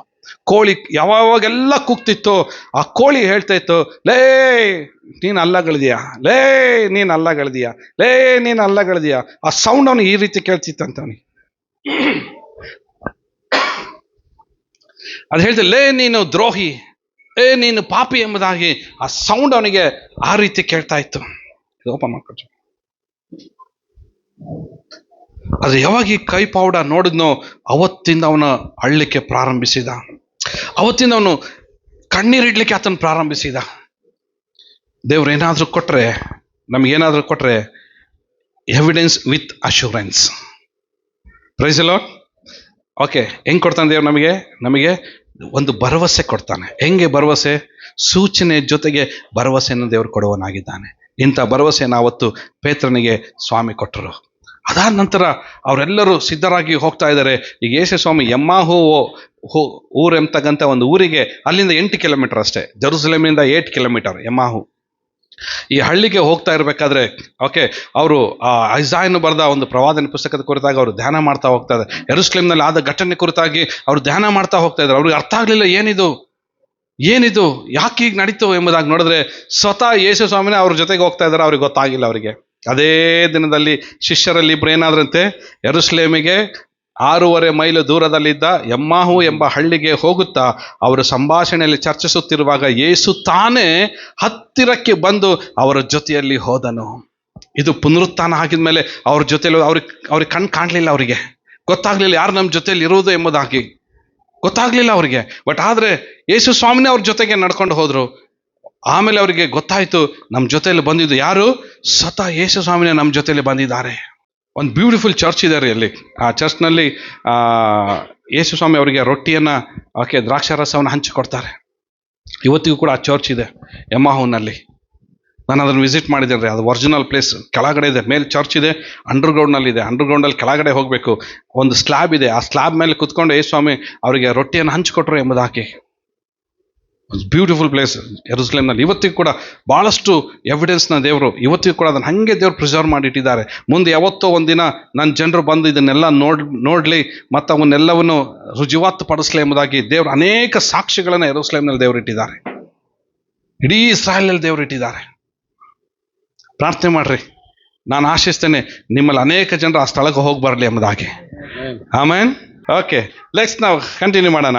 ಯೇಸು ಸ್ವಾಮಿ ಅವರು ಶಿಷ್ಯರೆಲ್ಲರೂ ಮನೆಯಲ್ಲಿ ಸೇರಿರುವಾಗ ಅವರು ಈ ಸಂಗತಿಯನ್ನು ಕುರಿತು ಮಾತನಾಡುತ್ತಾ ಇರುವಾಗಲೇ ಆತನೇ ಅವರ ನಡುವೆ ನಿಂತು ನಿಮಗೆ ಮನಃಶಾಂತಿ ಆಗಲಿ ಎಂದು ಅವರಿಗೆ ಹೇಳಿದನು. ಅವರೇನಾದರೂ ದಿಗಿಲು ಬಿದ್ದು ಭಯ ಹಿಡಿದವರಾಗಿ ತಾವು ಕಂಡದ್ದನ್ನು ಭೂತವೆಂದು ನಡೆದ ಎಲ್ಲ ಘಟನೆಗಳನ್ನೆಲ್ಲ ನೋಡಿ ಅವ್ರಿಗೆ ಏನು ನಂಬಬೇಕು ಏನು ನಂಬಾರ್ದು ಫುಲ್ ಬ್ಲಫ್ ಆಗಿಬಿಟ್ಟಿದೆ. ಅವರಿಗೆ ಗೊತ್ತಾಗ್ತಾ ಇಲ್ಲ. ಯಾಕಂದರೆ ಶಾರೀರಿಕವಾಗಿದ್ದಿದ್ರೆ ಬೇರೆ, ಇದು ಎಂಥ ಶರೀರ, ಇದು ಮಹಿಮೆ ಉಳ್ಳ ಶರೀರ, ಪುನರುತ್ಥಾನದ ಶರೀರ. ಇದನ್ನು ಅರ್ಥ ಮಾಡ್ಕೊಳ್ಳಿಕ್ಕೆ ಸ್ವಲ್ಪ ಅವರಿಗೆ ಟೈಮ್ ತೆಗೆದುಕೊಳ್ತು. ಇದನ್ನು ಅರ್ಥ ಮಾಡ್ಕೊಳ್ಳಿಕ್ಕೆ ಆಗಲಿಲ್ಲ. ನಿಜವಾಗಿರ್ರಿ, ಇವತ್ತು ಭಾಳಷ್ಟು ಜನರಿಗೆ ಯೇಸು ಅರ್ಥ ಆಗೋದಿಲ್ಲ ರೀ. ಆದರೆ ಅವ್ರು ಅನ್ಕೊಂಡ್ಬಿಟ್ಟಿದ್ದಾರೆ ನಾವು ಯೇಸುನ ತಿಳ್ಕೊಬೇಕಾದ್ರೆ ಏನೋ ದೊಡ್ಡ ಸಾಧನೆ ಮಾಡಬೇಕೆಂಬುದಾಗಿ. ನೋ, ಆತನು ಸಾಮಾನ್ಯ ಜನರಿಗೆ ಸಿಕ್ಕುವ ದೇವರಾಗಿದ್ದಾನ್ರಿ. ಹಲ್ಲೆಲೂಯಾ. ಸಾಮಾನ್ಯವಾದಂಥ ಜನರಿಗೆ ನಮಗೆ ಸಿಕ್ಕಿ ನಮ್ಮನ್ನು ಪ್ರೀತಿಸಿ, ನಮ್ಮನ್ನು ಕ್ಷಮಿಸಿ, ನಮ್ಮನ್ನು ಕರುಣಿಸಿ, ನಮ್ಮ ಮೇಲೆ ಆತನ ತನ್ನ ರಕ್ಷಣೆ ಕಾರ್ಯವನ್ನು ಸಾಧಿಸುವ ದೇವರು ಆತನಾಗಿದ್ದಾನೆ. ಸಾಮಾನ್ಯ ಜನರಿಗೆ ಸಿಕ್ಕವನು. ಆದರೆ ಏನಾಗಿದೆ, ನಾವು ನಮ್ಮ ಕಣ್ಣುಗಳನ್ನು ತೆರೆದು ಯೇಸುವಾಗಿ ನಾವು ನೋಡಬೇಕಾಗಿದೆ. ಯೇಸುವನ್ನ ಪುನರುತ್ಥಾನದ ಶರೀರವಾಗಿ ನಾವು ನೋಡಬೇಕಾಗಿದೆ ಅಷ್ಟೇ. ಅವತ್ತು ಅವ್ರಿಗೆ ಅರ್ಥ ಆಗಲಿಲ್ಲ ರೀ. ಭೂತವೆಂದಾಗಿ ಅವರು ಭಾವಿಸಿದ್ರಂತೆ. ಇನ್ನೊಬ್ಬ ಶಿಷ್ಯ ಇದ್ದಾನ, ಸಾಯಿಬಾ. ಇನ್ನೊಬ್ಬನು ಬರ್ತಾ ಇದ್ದಾನೆ, ಇಲ್ಲ ಸ್ವಾಮಿ, ನಾನು ನಿನ್ನನ್ನು ಮುಟ್ಟು ನೋಡಿದ್ರೆ ಮಾತ್ರ ನಾನು ನಂಬ್ತೇನೆ. ಇನ್ನೊಬ್ಬ ಶಿಷ್ಯ ಇದ್ದಾನೆ, ಯಾರು ಅವನು? ಆಮೇಲೆ ತೋಮನಿಗೆ ಹೇಳ್ತಾ ಇದ್ದಾರೆ, ಏ ಸ್ವಾಮಿ, ನಿನ್ನ ಬೆರಳನ್ನು ಈ ಕಡೆ ಚಾಚಿ ನನ್ನ ಕೈಗಳನ್ನು ಮುಟ್ಟಿ ನೋಡು. ಅರೇ ಸಾಹೇಬ್ರೆ, ನಿನ್ನ ಬೆರಳನ್ನ ಚಾಚು, ನನ್ನ ಕೈಗಳನ್ನ ಮುಟ್ಟಿ ನೋಡು. ನಿನ್ನ ಕೈ ಚಾಚಿ ನನ್ನ ಪಕ್ಕೆಯಲ್ಲಿ ಬೇಕಾ? ಇಲ್ಲೊಂದು ಗಾಯ ಆಗಿದೆ, ಇಲ್ಲೊಂದು ಗಾಯ ಹಾಕಿ ಎದೆಗೆ ಚುಚ್ಚಿ ಆ ಫ್ಲೂಡ್ನಲ್ಲಿ ಹಾರ್ಟ್ ಇತ್ತಲ್ಲ, ಏನು ಫ್ಲೂಡ್ ಗೊತ್ತಾ? ಅದು ಹೆಸರು ಹೇಳಿದ್ನಲ್ಲ ನಾನು, ಪೆರಿಕಾರ್ಡಿನ್. ಪೆರಿಕಾರ್ಡಿನ್ ಫ್ಲೂಡು, ಆ ಬ್ಲಡ್ ಏನು ಹೊರಗೆ ಬಂತಲ್ಲ, ಹಾರ್ಟಲ್ಲಿದ್ದ ಬ್ಲಡ್, ಆ ಪೆರಿಕಾರ್ಡಿನ್ ಫ್ಲೂಡ್, ಆ ನೀರು ಥರ ಇದ್ದಿದ್ದು ಅದು ಹೊರಗಡೆ ಬಂತಲ್ಲ, ಅದಿನ್ನ ಗಾಯ ಒಣಗಿಲ್ಲ, ನನಗಿನ್ನ ಗಾಯ ಆಗಿದೆ, ಬೇಕಾದ್ರೆ ಟಚ್ ಮಾಡಿ ನೋಡಿ ಇಲ್ಲಿ. ನಂಬದವನಾಗಬೇಡ, ನೀನ್ ನಂಬದವನಾಗಬೇಡ, ನಂಬುವವನಾಗು ಎಂದು ಹೇಳಿದನು. ತೋಮನು ಆತನಿಗೆ, ಈಗ ನೋಡಿ ಹೇಳ್ತಾನೆ, ಮುಟ್ಟಿ ನೋಡಿ ಮೇಲೆ ತೋಮ ಹೇಳ್ತಾನೆ, ನನ್ನ ಸ್ವಾಮಿ, ನನ್ನ ದೇವರು ಎಂದು ಹೇಳಿದನು. ಮೈ ಗಾಡ್, ಮೈ ಲಾರ್ಡ್. ನಾನು ಹೇಳ್ತಾನೆ, ನನ್ನ ಸ್ವಾಮಿ, ನೀನು ನನ್ನ ಸ್ವಾಮಿ, ಕರೆಕ್ಟ್, ನೀನು ನನ್ನ ದೇವರು ಎಂಬ ಈಗ ಒಪ್ಕೊಳ್ತಾ ಇದ್ದಾನೆ. ಲಾರ್ಡ್ ಎಂಬುದಾಗ ಒಪ್ಕೊಳ್ತಾ ಇದ್ದಾನೆ, ಗಾಡ್ ಎಂಬುದಾಗ ಒಪ್ಕೊಳ್ತಾ ಇದ್ದಾನೆ. ನನ್ನ ಯಜಮಾನನು, ನನ್ನ ಸ್ವಾಮಿ ನೀನು, ಹೌದು ಎಂಬುದಾಗಿ ಮುಟ್ಟಿ ನೋಡಿದ್ದಾನೆ. ಕೆಲವರಿಗೆ ಅರ್ಥ ಆಗೋದಿಲ್ಲ, ಕೆಲವರು ಕಣ್ಣು ಕಾಣೋದಿಲ್ಲ, ಕೆಲವರು ಹೃದಯ ಕಾಣೋದಿಲ್ಲ. ಇವನಿಗೆ ಹೃದಯನೂ ಕಾಣಲಿಲ್ಲ, ಕಣ್ಣೂ ಕಾಣಲಿಲ್ಲ. ನಾನು ನೀನು ಮುಟ್ಟು ನೋಡ್ತೀನಿ ಸ್ವಾಮಿ, ನೀನು ಹೌದಲ್ಲ, ನಾನು ಪರೀಕ್ಷಿಸಬೇಕು. ನನ್ನ ಮಾತು ಕೇಳಿಸ್ಕೊಡ್ರಿ. ಆ ರೀತಿ ಪರೀಕ್ಷೆ ಮಾಡುವವರಿಗೂ ಸಹ ನಮ್ಮ ಸ್ವಾಮಿ ಸಿಕ್ಕುವ ದೇವರಾಗಿದ್ದಾನ್ರಿ.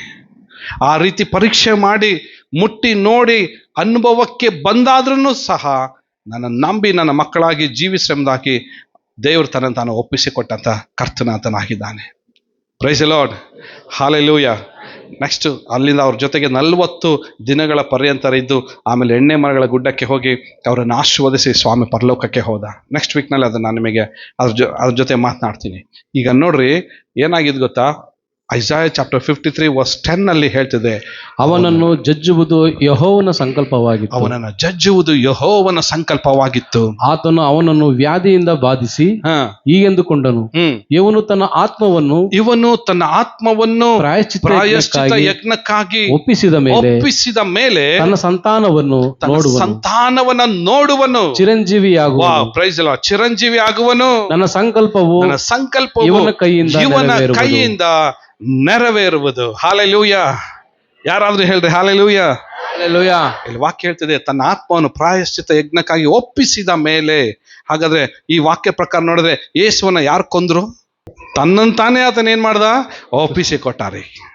ಈ ಮಲೇಷ್ಯಾದಲ್ಲಿ ಒಂದು ಬ್ರಿಡ್ಜ್ ಕಟ್ತಾ ಇದ್ರು 1920 ಸಂಥಿಂಗ್ನಲ್ಲಿ, 1920 ಸಮಥಿಂಗ್ನಲ್ಲಿ ಬ್ರಿಟಿಷ್ ಆಳ್ತಾ ಇರಬೇಕಾದ್ರೆ ಒಂದು ಬ್ರಿಡ್ಜ್ ಕಟ್ತಾರೆ. ಅದು ಭಾಳ ಬ್ರಿಡ್ಜ್ ಕಟ್ಟಬೇಕಾದ್ರೆ ಅದೊಂದು ರಿಮೋಟ್ ಏರಿಯಾ ಮತ್ತು ಅದೊಂದು ಕಾಡಿನ ಏರಿಯಾ, ಒಂದು ಬ್ರಿಡ್ಜ್ ಕಟ್ಟಬೇಕಾಗಿತ್ತು. ಅಲ್ಲಿ ಕೆಲವು ಜನರನ್ನ ಬಿಟ್ಟೆ ಹಿಡಿದು ಕೆಲಸ ಮಾಡ್ಲಿಕ್ಕೆ ಹಚ್ತಾರೆ ಅಲ್ಲಿ. ಆದರೆ ಅವರ ಒಂದು ಹಿಂಸೆ ಅದನ್ನು ತಾಳದೆ ಎಷ್ಟೋ ಜನ ಸತ್ತೋಗ್ಬಿಟ್ರು. ಅದನ್ನು ಕಟ್ಟಬೇಕಾದ್ರೆ, ಬ್ರಿಡ್ಜ್ ಕಟ್ಟಬೇಕಾದ್ರೆ ಎಷ್ಟೋ ಜನ ಸತ್ತೋಗ್ಬಿಟ್ರು. ಅದಕ್ಕೆ ಅವ್ರು ಏನು ಮಾಡ್ತಾರೆ, ಅಲ್ಲಿದ್ದಂಥ ಕೆಲವು ಸಾಮಾನುಗಳನ್ನೆಲ್ಲ ಎತ್ಕೊಂಡು ಅವ್ರು ಓಡೋಗ್ಬಿಡಾರಂತೆ ಭಾಳ ಜನ. ಅದಕ್ಕೆ ಅವ್ರು ಏನು ಮಾಡೋ, ಸುತ್ತಲೂ ಕಾವಲುಗಾರರಿಟ್ಟು ಓಕೆ ಸಾಯಂಕಾಲ ಬಂದಿದ್ದ ತಕ್ಷಣ ಸಾಮಾನೆಲ್ಲ ಎಣ್ಸಾರಂತೆ, ಕರೆಕ್ಟಾಗಿದೆಯಾ ಸಾಮಾನುಗಳು ಎಲ್ಲ ಅಂತಂದು ಹೇಳಂತ. ಅವಾಗ ಒಂದಿನ ಏನಾಯಿತು, ಒಂದು ಸಾಮಾನ ಕಡಿಮೆ ಆಗಿತ್ತು. ತಕ್ಷಣ ಏನಾಯಿತು, ಅವರು ಎಲ್ಲರನ್ನೂ ಕರೆದು ಎಲ್ಲರನ್ನೂ ಸಾಲಕ್ಕೆ ನಿಲ್ಲಿಸಿದ. ಅವತ್ತು ಕೆಲಸ ಮಾಡಿದ್ದು 10 ಜನ, 10 ಮೆಂಬರ್ಸ್ ಇದ್ರು. ಅದರಲ್ಲಿ 10 ಜನ ಸಾಲಕ್ಕೆ ನಿಲ್ಲಿಸಿದ್ರೆ, ಯಾರು ಸಾಮಾನು ಕದ್ದಿದ್ದು ನೀವಾಗೆ ಮುಂದೆ ಬಂದರೆ ಸರಿ, ಬರ್ರಿ ಯಾರು ಕದ್ದಿದ್ದ. ಯಾರೂ ಬರಲಿಲ್ಲ, ಸುಮ್ಮನೆ ಇದ್ರು ಅವರು. ಮತ್ತೆ ಭಯಂಕರ ಸಿಟ್ಟು ಬಂದ್ಬಿಡ್ತಾ ಅವನಿಗೆ. ಆ ಕಾಂಟ್ರಾಕ್ಟ್ದಾರಿಗೆ ಭಯಂಕರ ಸಿಟ್ಟು ಬಂದ್ಬಿಟ್ಟು ಹೇಳ್ತಾನೆ, ಅವನು ಬ್ರಿಟಿಷ್ ಅಧಿಕಾರಿ ಅವನು, ಓಕೆ ಮುಂದೆ ಬಂದರೆ ಸರಿ, ನಾನು 10 ಎಣಿಸ್ತೀನಿ ಅಷ್ಟೇ, 10 ಎಣಿಸೋದ್ರೊಳಗೆ ಮುಂದೆ ಬಂದರೆ ಸರಿ, ಇಲ್ಲಾಂದರೆ ಗನ್ ತೆಗಿತಾನೆ ಅವನಿಗೆ. ಅಷ್ಟ್ರಿಗೂ ಶೂಟ್ ಮಾಡಿಬಿಡ್ತೀನಿ ನಾನು.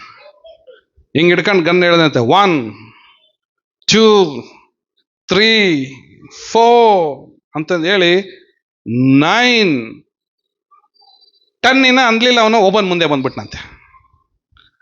ಮುಂದೆ ಬಂದ್ಬಿಟ್ಟು, ಸ್ವಾಮಿ ನಾನೇ ಕದ್ದಿದ್ದು ಅಂತ. ಅವ ನೋಡಿದ್ರೆ ಅವನ ತಲೆಗೆ ನೀನ ಕದ್ದಿದ್ದೆ ಅಂತಂದೇಳಿ ತಲೆಗೆ ಗನ್ ಇಟ್ಟು ಶೂಟ್ ಮಾಡಬಿಟ್ಟ ಅವನ್ನ. ಅವ್ನು ಸತ್ತೋಗ್ಬಿಟ್ಟ. ಒಬ್ಬನ ಮುಂದೆ ಬಂದು ತನ್ನನ್ನು ತಾನು ಒಪ್ಪಿಸ್ಕೊಟ್ಟ. ಅವ್ನು ಶೂಟ್ ಮಾಡ್ಬಿಟ್ಟ, ಸತ್ತೋಗ್ಬಿಟ್ಟ ಅವನು.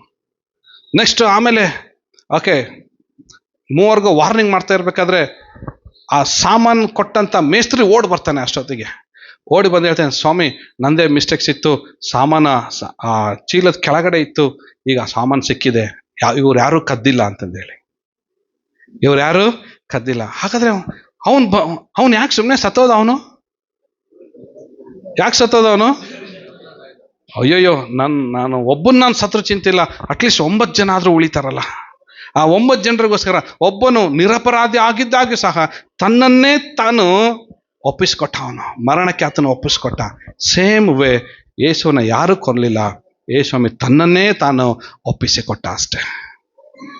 ತನ್ನನ್ನು ತಾನು ಒಪ್ಪಿಸಿಕೊಟ್ಟು, ಇಲ್ಲಿ ವಾಕ್ಯ ಹೇಳ್ತಿದ್ದೆ ನೋಡ್ರಿ, ಇವನು ತನ್ನ ಆತ್ಮವನ್ನು ಪ್ರಾಯಶ್ಚಿತ್ತ ಯಜ್ಞಕ್ಕಾಗಿ ಒಪ್ಪಿಸಿದ ಮೇಲೆ ಎಂಬುದಾಗಿ ಹೇಳ್ತದೆ. ಆತನೇ ಪ್ರಾಯಶ್ಚಿತ್ತ ಯಜ್ಞಕ್ಕಾಗಿ ಆತನು ಒಪ್ಪಿಸಿದ್ದಾನೆ. Praise the Lord, praise the Lord, praise the Lord, praise the Lord. ಯಾವ ಮೋರಿಯಾ ಬೆಟ್ಟದಲ್ಲಿ ಯಾರನ್ನ ಈ ಸಾಕನಿಗೆ ಬದಲಾಗಿ ದೇವರು ಯಾರನ್ನು ಒಪ್ಪಿಸಿಕೊಟ್ರು? ನನ್ನ ಮಗನನ್ನು ಒಪ್ಪಿಸಿಕೊಟ್ರು. ಅಂದರೆ ಒಂದು ಕುರಿಯನ್ನು ಒಪ್ಪಿಸಿಕೊಟ್ರು. ಆ ಕುರಿ ತಾನೇ ಬಂದು ಆ ಬೇಲಿನಲ್ಲಿ ಸಿಗಾಕೊಂತು. ಅಬ್ರಹಾಮನು ಈ ಸಾಕನಿಗೆ ಬದಲಾಗಿ ಅದನ್ನು ಯಜ್ಞ ಮಾಡಿದ್ನು. ಅದೇ ಥರವಾಗಿ ಇಲ್ಲಿ ಓಕೆ ಪ್ರಾಯಶ್ಚಿತ್ತ ಯಜ್ಞಕ್ಕಾಗಿ ಒಪ್ಪಿಸಿದ ಮೇಲೆ ತನ್ನ ಸಂತಾನವನ್ನು ಏನು ಮಾಡೋವನೀಗ ತಿರುಗಿ ನೋಡಿ, ಇಲ್ಲೇ ಪುನರುತ್ಥಾನ ಕುರಿತಾಗಿದೆ. ಸಂತಾನವನ್ನು ನೋಡುವನು ಚಿರಂಜೀವಿ ಆಗುವನು, ಅಂದರೆ ಶಾಶ್ವತವಾಗಿ ಇವನು ಬದುಕುವವನಾಗುವನು ಎಂಬುದಾಗಿ. ಓಕೆ, ಕೀರ್ತನೆ 16:10 ನಾವು ಅವಾಗಲೇ ಓದಿದ್ವಿ, ನೀನು ನನ್ನ ಜೀವಾತ್ಮವನ್ನು ಪಾತಾಳದಲ್ಲಿ ಬಿಡುವುದಿಲ್ಲ, ನಿನ್ನ ಪ್ರಿಯನಿಗೆ ಅಧೋಲೋಕವನ್ನ ನೋಡಗೊಡಿಸುವುದಿಲ್ಲ. ಇದು ಆತನ ಕುರಿತಾಗಿದ್ದಂಥ ಪ್ರವಾದನೆ. ಇನ್ನೊಂದು ಪ್ರವಾದನೆ ಇದೆ, 17ನೇ ಅಧ್ಯಾಯ 15ನೇ ವಾಕ್ಯದಲ್ಲಿ ಹೇಳ್ತದೆ, ನಾನಾದರೂ ನಿರಪರಾಧಿಯು ನಿನ್ನ ಸಾನ್ನಿಧ್ಯವನ್ನು ಸೇರುವೆನು, ನಿನ್ನ ಸಾನ್ನಿಧ್ಯವನ್ನು ನಾನು ಸೇರುವೆನು, ಎಚ್ಚೆತ್ತಾಗ ನಿನ್ನ ಸ್ವರೂಪ ದರ್ಶನದಿಂದ ತೃಪ್ತನಾಗಿರುವೆನು. ನೋಡಿ, ಇಲ್ಲಿ ವಾಕ್ಯ ಹೇಳ್ತಿದೆ ಎಚ್ಚೆತ್ತಾಗ, ಅಂದ್ರೆ ಪುನರುತ್ಥಾನ ಕುರಿತಾಗಿ ಇನ್ನೊಂದು ಮಾತು ಪ್ರವಾದನೆಗೆ ಬರೆದೆ, ಎಚ್ಚೆತ್ತಾಗ ನಿನ್ನ ಸ್ವರೂಪ ದರ್ಶನದಿಂದ ನಾನು ಏನಾಗುವೆನು, ನಾನು ತೃಪ್ತನಾಗುವೆನೆಂಬುದಾಗಿ ಬರ್ತಿದೆ. ಓಕೆ, ಅಪೊಸ್ತಲ ಕೃತ್ಯಗಳಲ್ಲಿ ಅಪೊಸ್ತಲರು ಯೇಸು ಸ್ವಾಮಿ ಪರಲೋಕ ಹೋಗಿದ್ಮೇಲೆ ಅವ್ರು ಯೆರೂಸಲೇಮಿನಲ್ಲಿ ಫಸ್ಟ್ ಟೈಮ್ ಪ್ರೀಚ್ ಮಾಡ್ಬೇಕಾದ್ರೆ ಇದನ್ನ ಮಾತನಾಡ್ತಾ ಇದ್ದಾರೆ. ಯಾರು ಹೇಳ್ತಿದ್ರೆ, ಇಸ್ರಾಯೇಲ್ ಜನರೇ ನನ್ನ ಮಾತುಗಳನ್ನು ಲಾಲಿಸಿರಿ, ನಜರೇತಿನ ಯೇಸು ಇದ್ದಾನಲ್ಲ, ನಜರೇತಿನ ಯೇಸು ಇದ್ದಾನಲ್ಲ, ದೇವರು ನಿಮಗೂ ತಿಳಿದಿರುವಂತೆ ಆತನ ಕೈಯಿಂದ ಮಹತ್ಗಳನ್ನು ಅದ್ಭುತಗಳನ್ನು ಸೂಚಕ ಕಾರ್ಯಗಳನ್ನು ನಿಮ್ಮಲ್ಲಿ ನಡೆಸಿ ಆತನನ್ನು ತನಗೆ ಮೆಚ್ಚುಗೆ ಆದವನೆಂದು ನಿಮಗೆ ತೋರಿಸಿಕೊಟ್ಟನು. ಆ ಯೇಸು ದೇವರ ಸ್ಥಿರ ಸಂಕಲ್ಪಕ್ಕೂ ಭವಿಷ್ಯ ಜ್ಞಾನಕ್ಕೂ ಅನುಸಾರವಾಗಿ ಒಪ್ಪಿಸಲ್ಪಟ್ಟಿರಲು. ನೋಡಿ, ಇಲ್ಲಿ ಕೂಡ ಹೇಳ್ತಿದೆ, ಆ ಯೇಸು ದೇವರ ಸ್ಥಿರ ಸಂಕಲ್ಪಕ್ಕೂ ಭವಿಷ್ಯ ಜ್ಞಾನಕ್ಕೂ ಅನುಸಾರವಾಗಿ ಒಪ್ಪಿಸಿಕೊಟ್ಟಿರಲು ನೀವು ಅನ್ಯ ಜನರ ಕೈಯಿಂದ ಆತನನ್ನು ಶಿಲುಬೆಗೆ ಹಾಕಿಸಿ ಕೊಂದಿರಿ. ಆತನನ್ನು ದೇವರು ಮರಣವೇದನೆಗಳಿಂದ ಬಿಡಿಸಿ ಅವನನ್ನು ಏನ್ ಮಾಡಿದಂತೆ? ಎಲ್ಲರ ಎಬ್ಬಿಸಿದನು. ಜೋರಾಗಿ ಎಬ್ಬಿಸಿದನು. ಎಲ್ಲರೂ ಎಬ್ಬಿಸಿದನು. ಓಕೆ, ಈಗ ಕಂಟಿನ್ಯೂ ಮಾಡ್ರಿ. ಯಾಕಂದರೆ ಮರಣವು ಆತನನ್ನು ಹಿಡುಕೊಂಡಿರುವುದು ಅಸಾಧ್ಯವಾಗಿತ್ತು. ಮರಣವು ಆತನನ್ನು ಹಿಡಿದುಕೊಂಡಿರುವುದು ಅಸಾಧ್ಯವಾಗಿತ್ತು. ಮರಣವು ಆತನನ್ನು ಹಿಡಿಲಿಕ್ಕೆ ಸಾಧ್ಯವಾಗಿರ್ಲಿಲ್ಲ. ಯಾಕಂದ್ರೆ ಮರಣಕ್ಕೂ ಆತನ ಅಧಿಪತಿ ಆಗಿದ್ದಾನೆ. Praise the Lord, praise the Lord. ಇಲ್ಲಿರೋರು ಹೇಳ್ತಾರೆ ಆಮೆನ್.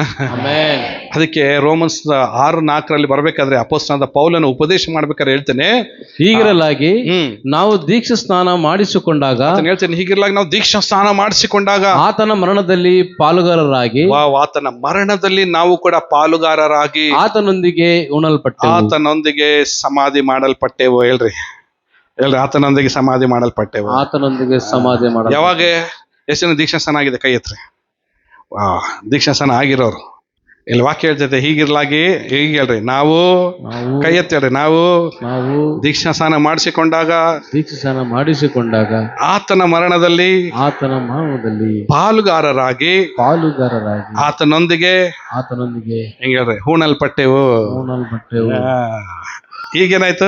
ಆದದರಿಂದ ಕ್ರಿಸ್ತನು ಸತ್ತು ತಂದೆಯ ಮಹಿಮೆಯಿಂದ ಜೀವಿತನಾಗಿ ಎಬ್ಬಿಸಲ್ಪಟ್ಟಂತೆಯೇ ಪೌಲನು ಹೇಳ್ತಾ ಇದ್ದಾನೆ. ತಂದೆಯ ಮಹಿಮೆಯಿಂದ ಆತನು ಜೀವಿತನಾಗಿ ಎಬ್ಬಿಸಲ್ಪಟ್ಟಂತೆಯೇ ನಾವು ಕೂಡ ಜೀವದಿಂದ ಎದ್ದು ಹೊಸವರಾಗಿ ನಡ್ಕೊಳ್ಳಬೇಕು.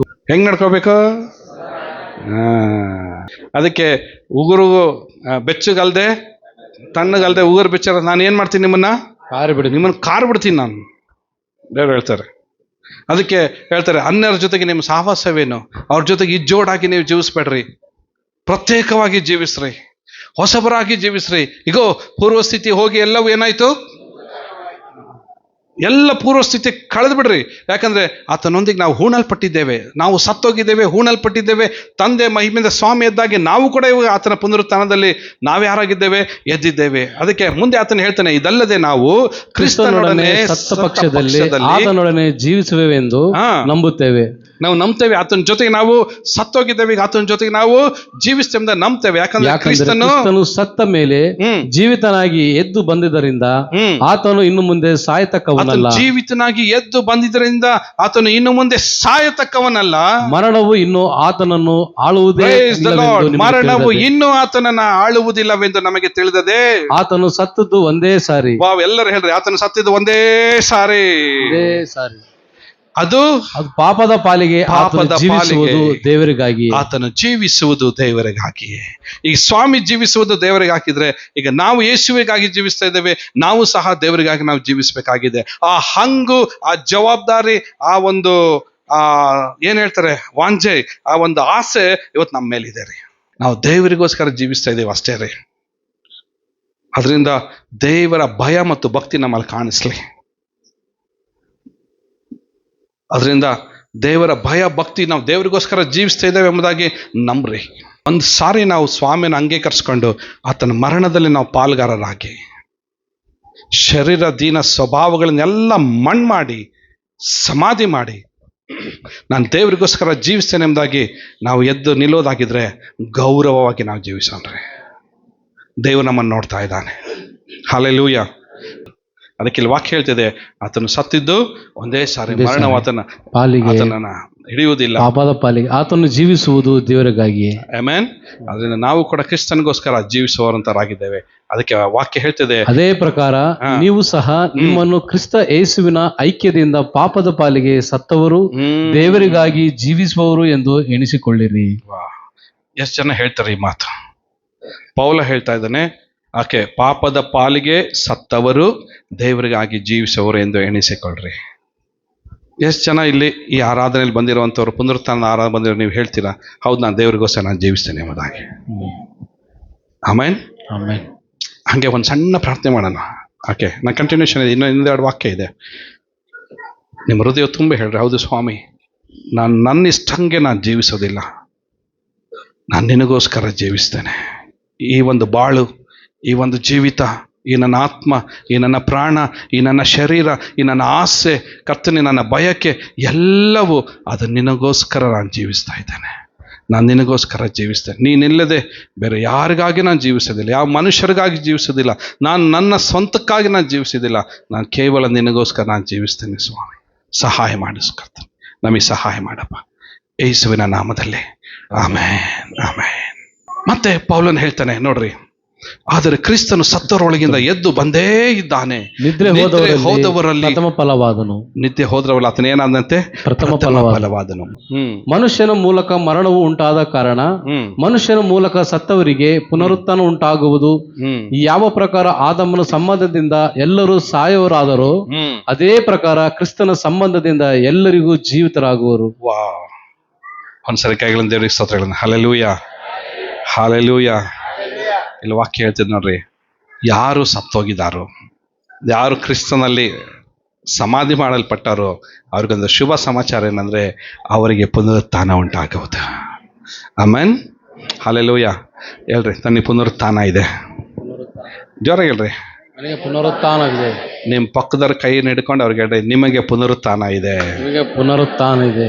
Hallelujah, hallelujah. ಅದರಿಂದ ವಾಕ್ಯ ಹೇಳ್ತಿದೆ ನೋಡ್ರಿ, ಆದಾಮನ ಸಂಬಂಧದಿಂದ ಯಾರು ಸತ್ರೋ ಅದೇ ಪ್ರಕಾರ ಕ್ರಿಸ್ತನ ಸಂಬಂಧದಿಂದ ಎಲ್ಲರೂ ಏನಾಗುವರು? ಜೀವಿತರಾಗುವರು ಎಂಬುದಾಗಿ ದೇವರ ವಾಕ್ಯ ಹೇಳ್ತಿದೆ. ಆಮೆನ್.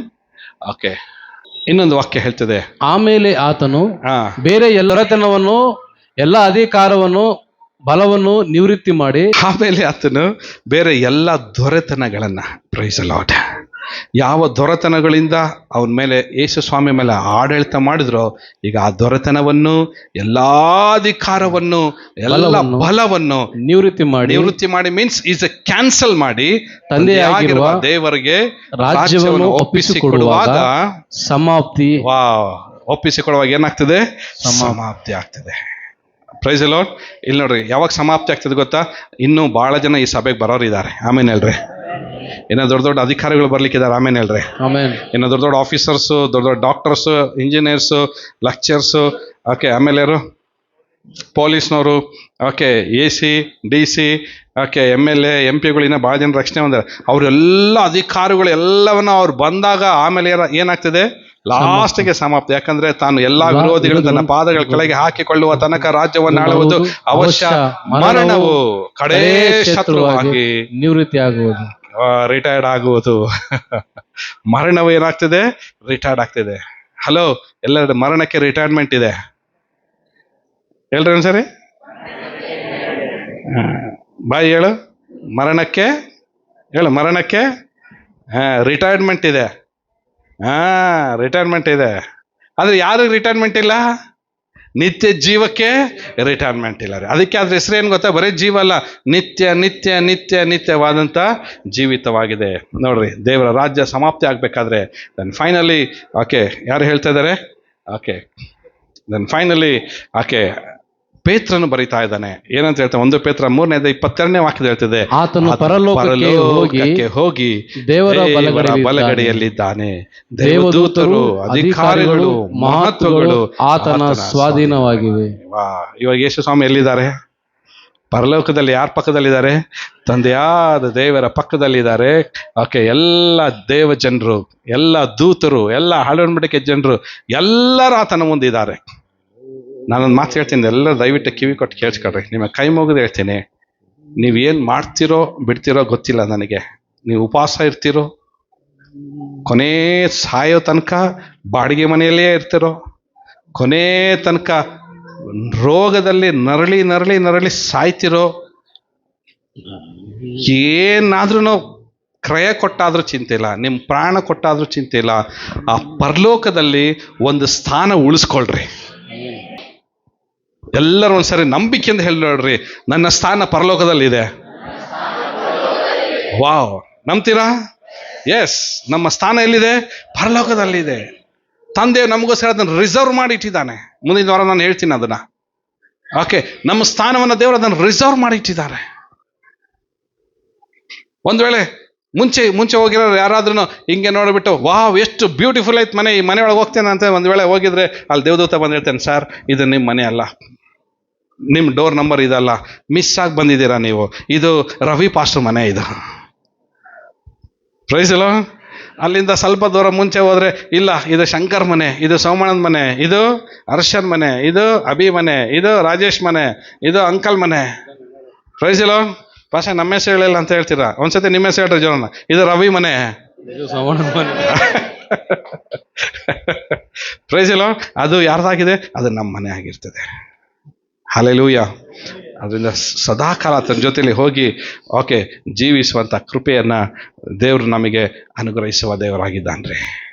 Amen, amen. ಆತನ ಸಮಾಧಿ ಏನಾಗಿದೆ? ಆತನ ಸಮಾಧಿ ಏನಾಗಿದೆ? ತೆರೆಯಲ್ಪಟ್ಟಿದೆ. ಓಕೆ, ನಮಗೋಸ್ಕರ ಮರಣವನ್ನು ಜಯಿಸಿ ಮರಣ ತೆರೆಯಲ್ಪಟ್ಟಿದೆ, ನಮಗೆ ಜೀವ ತೆರೆಯಲ್ಪಟ್ಟಿದೆ, ನಮಗೆ ನಿತ್ಯವಾದಂಥ ಕೃಪೆ ತೆರೆಯಲ್ಪಟ್ಟಿದೆ. ನಮ್ಮ ಮುಂದೆ ತೆಗೆದ್ರೆ ಶಿಲುಬೆ ಕಾಣ್ತೈತೆ ಅಷ್ಟೇ. ಯಾರನ್ನ ನೋಡಿ ಮುಂದೆ ಹೋಗೋಣ ನಾವು? ಜಸ್ಟ್ ಶಿಲುಬೆ ನೋಡಿ ನಾವು ಮುಂದೆ ಹೋಗೋಣ. ನಮಗೋಸ್ಕರ ಅಲ್ಲಿ ಸ್ವಾಮಿ ಮರಣ ಹೊಂದಿದ್ದಾನೆ, ಇಲ್ಲಿ ಪುನರುತ್ಥಾನ ಹೊಂದಿದ್ದಾನೆ. ಶಿಲುಬೆ ಮೇಲೆ ಆತನು ಮರಣವನ್ನು ಹೊಂದಿದ್ದಾನೆ, ಸಮಾಧಿಯಿಂದ ಆತನು ಎದ್ದು ಬಂದಿದ್ದಾನೆ. ಆಮೆನ್. ಎಲ್ಲರೂ ಶಿಲುಬೆಯಲ್ಲಿ ನಾನು ಸತ್ತಿದ್ದೇನೆ, ಆತನ ಪುನರುತ್ಥಾನದಲ್ಲಿ ನಾನು ಎದ್ದು ಬಂದಿದ್ದೇನೆ. Amen, hallelujah. ನಾನು ನೆನೆಸ್ತೇನೆ ಇದು ನಿಮಗೆ ಆಶೀರ್ವಾದವಾಗಿತ್ತು ಎಂಬುದಾಗಿ. ಪುನರುತ್ಥಾನದ ದಿನದ ಶುಭಾಶಯಗಳು ನಿಮಗೆಲ್ಲರಿಗೂ ಉಂಟಾಗಲಿ. ಎದ್ದು ನಿಂತುಕೊಳ್ಳೋಣ.